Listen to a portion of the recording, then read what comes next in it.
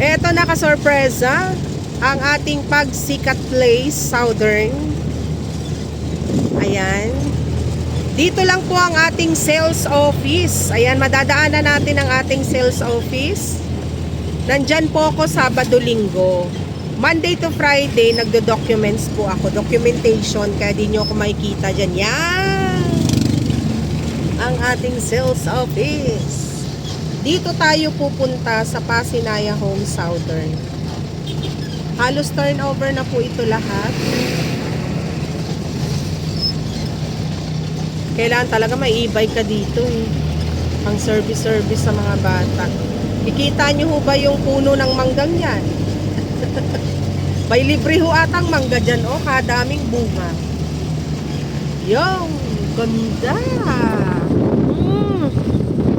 Ganyan ang view. Yun naman si Timog. Ito si Southern. Papasok tayo dito kay Southern. Pasinaya Home Southern.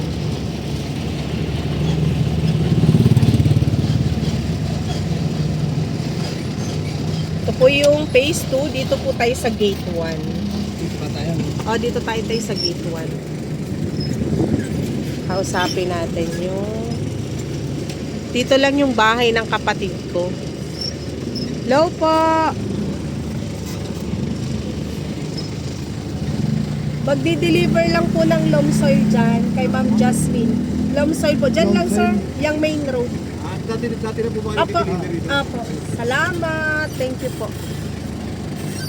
Ay, ayan na. Babakuran. May daanan. So baka babakuran. Dyan lang bahay ng kapatid ko to eh. So dito tayo magdidili. Uy, nakita ko si ano. Doon yan sa amin eh. Dito pala siya nag-ano. Diyan tayo sa may mga damit. Ayan may ulam. Ay, pagkain niya dyan. So dito kami magdi-deliver. Aling Jasmine! Hi! Ayan, mga ka-sorpresa, magandang buhay sa ating lahat. So, ito lang yung gate 1 ng Pasinaya Southern. Gate 1, Pasinaya, phase 1 to ma'am, no? So, ito lang po yung bilihan ng loam soil. Mula dyan sa gate 1, lakad lang ng kaonte. Ito lang siya. Charan! Charan! Uy, hindi lang loam soil binibenta ni madam. Ayan, may mga damit pambata. Tapos nagji-Gcash din siya. Hindi na tayo lalayo. Dito na kayo ka-sorpresa.